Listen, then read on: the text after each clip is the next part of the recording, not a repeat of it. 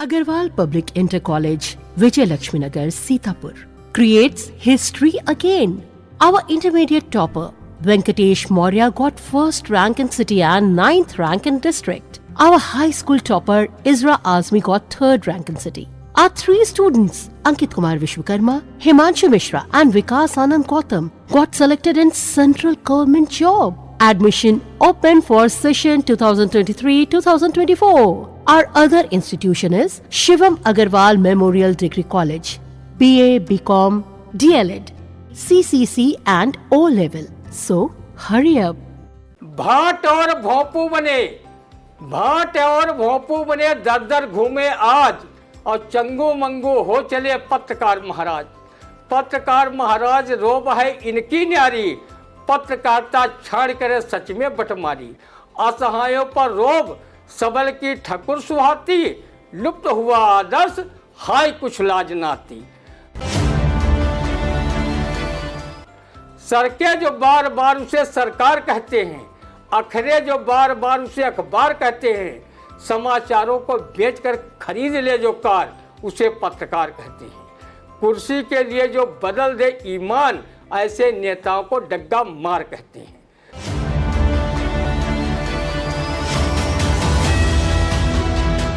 नमस्कार, स्वागत है आप सभी का आई इंडिया के खास शो रंदा में। खबरों पर रंदा चलाने के लिए आई इंडिया के स्टूडियो में मौजूद है वरिष्ठ पत्रकार, कवि एवं रंगकर्मी ज्ञान प्रकाश सिंह प्रतीक जी। तो प्रतीक जी, आपका बहुत बहुत स्वागत है आई इंडिया के स्टूडियो में।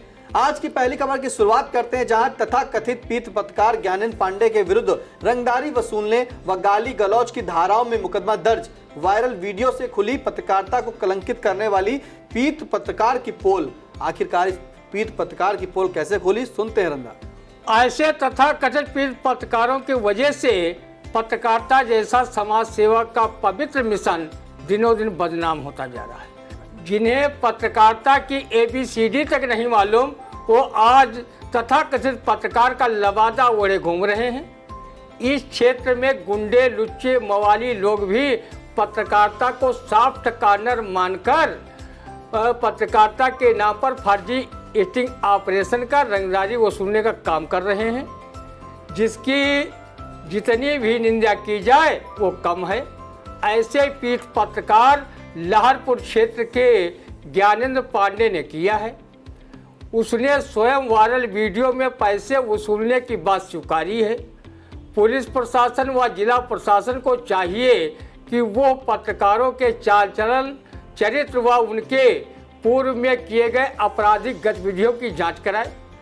रंदा ने अखबार व न्यूज़ चैनलों के मालिकों से भी अपील की है कि वो चाल चरित्र व आपराधिक प्रवृत्ति की जांच कराने के बाद ही उन्हें अपना संवाददाता या ब्यूरो चीफ नियुक्त करें। पत्रकारिता की आड़ में तथाकथित पत्रकार कौन कौन से गुल खिला रहे हैं, कहीं वो अपराध जगत से जुड़े लोगों के पक्ष में तो पैरोकार की भूमिका नहीं निभा रहे हैं। इसकी भी प्रशासन को गोपनीय जांच करानी चाहिए। पत्रकारिता की आड़ में कहीं लकड़ी माफियाओं, भू माफियाओं, शिक्षा व अपराध जगत से जुड़े माफियाओं का साथ तो अपने निस्वार्थ पूर्ति के लिए तो नहीं दे रहे हैं। रंदा का प्रस्तोता भी जनपद का वरिष्ठ पत्रकार है। उस पर करीब 44 साल की पत्रकारिता के बाद भी कोई भी व्यक्ति उसकी पत्रकारिता के प्रति निष्ठा, ईमानदारी पर उंगली नहीं उठा सका है।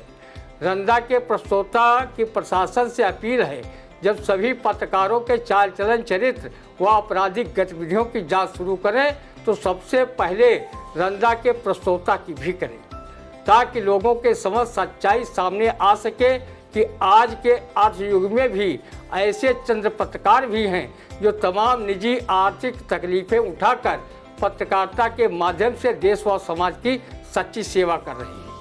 रंदा ज्ञानेंद्र पांडे जैसे पीठ पत्रकारों को 100 बार लानत भेजता है। ऐसे तथाकथित पत्रकारों के लिए रंदा वरिष्ठ IPS अधिकारी अखिलेश कुमार निगम की ये पंक्तियां प्रस्तुत कर रहा है। भाट और भोंपू बने दर दर घूमे आज और चंगू मंगू हो चले पत्रकार महाराज रोब है इनकी न्यारी, पत्रकारिता छाड़ करे सच में बटमारी। असहायों पर रोब सबल की ठकुर सुहाती, लुप्त हुआ आदर्श, हाय कुछ लाज नाती। रंदा के प्रस्तोता के परम मित्र व वरिष्ठ साहित्यकार पद्मकांत शर्मा प्रभात ने भी पत्रकारों को लेकर ये बड़ी बात कह दी है। डर जाए जो आतंक से, डर जाए जो आतंक से, वो पत्रकार नहीं है।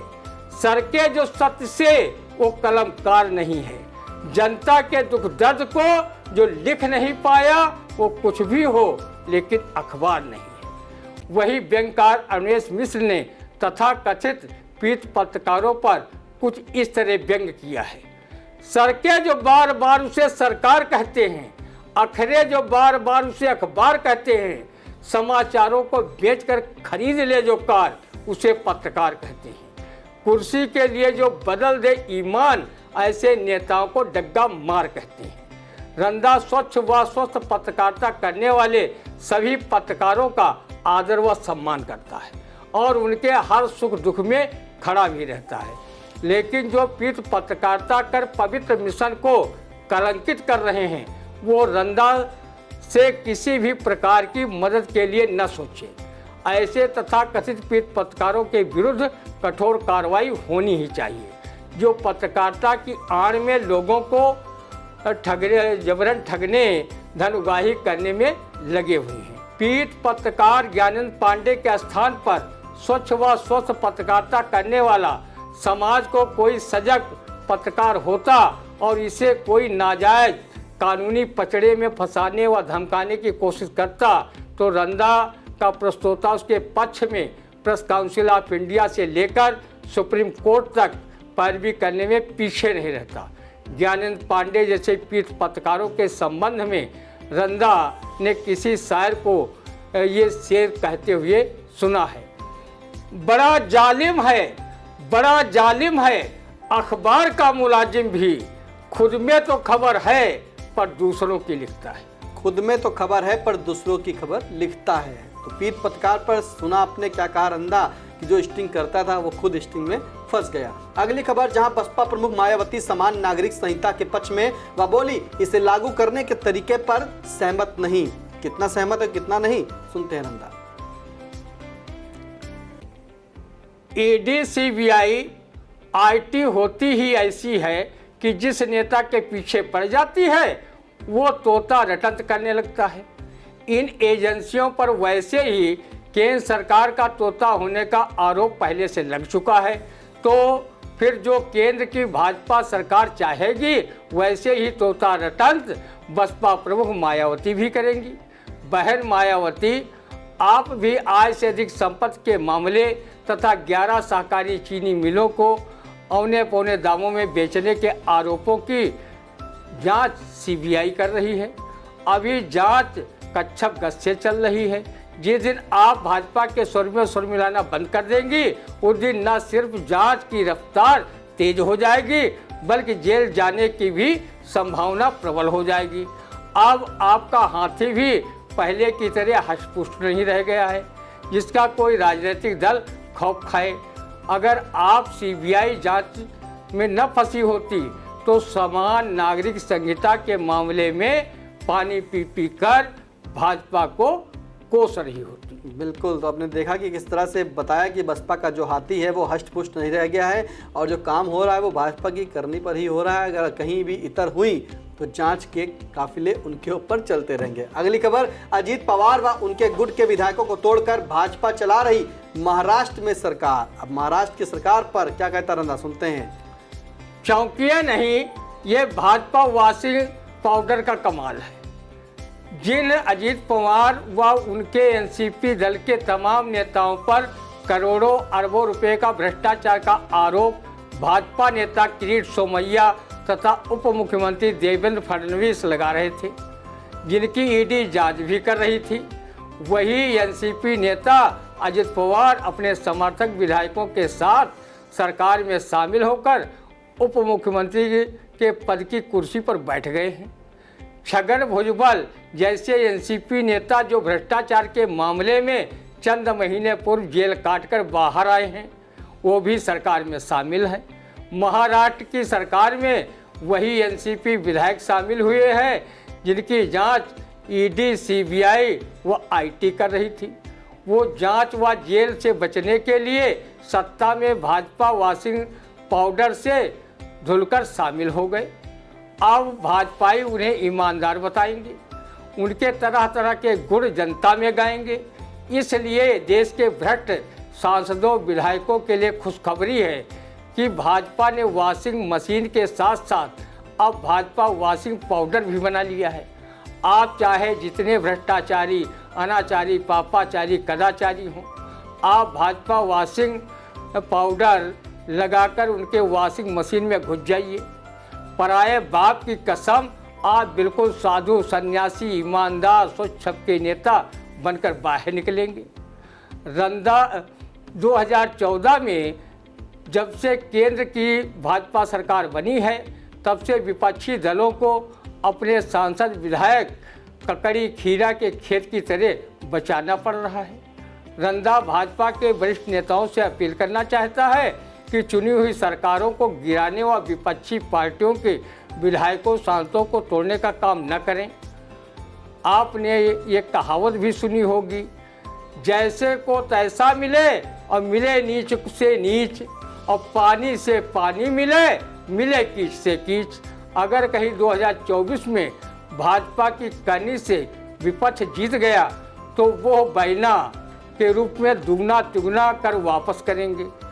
जैसा आज भाजपा के नेता ईडी, सीबीआई का भय दिखाकर विपक्षी विधायकों को तोड़ने का काम कर रहे हैं, यही काम आगे चलकर आपकी भी सरकारों के लिए किया जाएगा। दक्षिण भारत के राज्यों में भाजपा काफ़ी कमज़ोर है। उत्तर भारत में अगर भाजपा ने फूंक फूंक कर कदम नहीं रखा तो जनता राम मंदिर व धारा 370 के बजाय महंगाई, बेरोजगारी, गरीबी, शिक्षा, स्वास्थ्य सहित ज्वलंत समस्याओं पर अपना वोट करेगी। परिणाम भी बदल सकते हैं। ऐसी स्थिति में भाजपा के लोग भी ये कहने को मजबूर होंगे, जो काहू को गड्ढा खुदा हुए उसके लिए कुआं तैयार। रंदा ने शायर महफूज रहमानी को ऐसे नेताओं के सम्मान में ये मुक्तक कहते हुए सुना है, हमसे अच्छा देश में दूसरा नेता नहीं, बात बिल्कुल साफ है, वोटर मगर समझा नहीं। झूठे वादों पर ही जब बनती यहाँ सरकार है, इसलिए होता कभी वादा कोई पूरा नहीं। हमसे अच्छा देश में है दूसरा नेता नहीं, बात बिल्कुल साफ है, वोटर मगर समझा नहीं। झूठे वादों पर ही जब बनती यहाँ सरकार है, इसलिए होता कभी वादा कोई पूरा नहीं।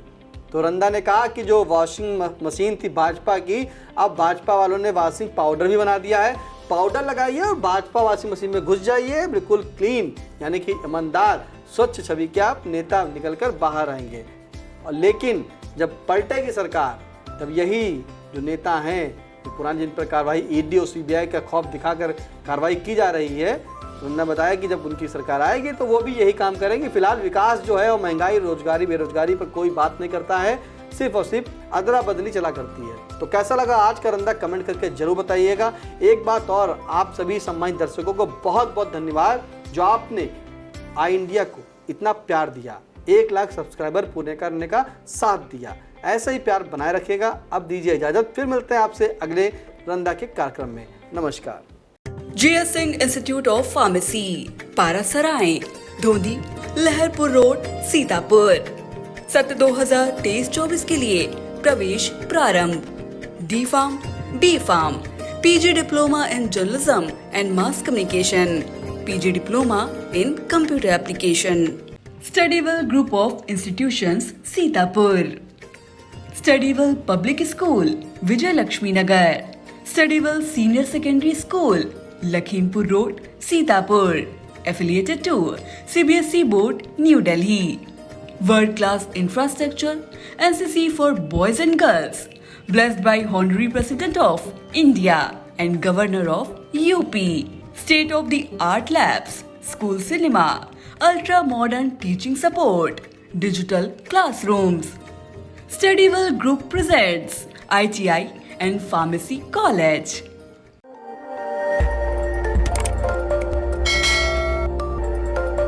खबर आपकी, नजर हमारी। देखते रहिए आई इंडिया।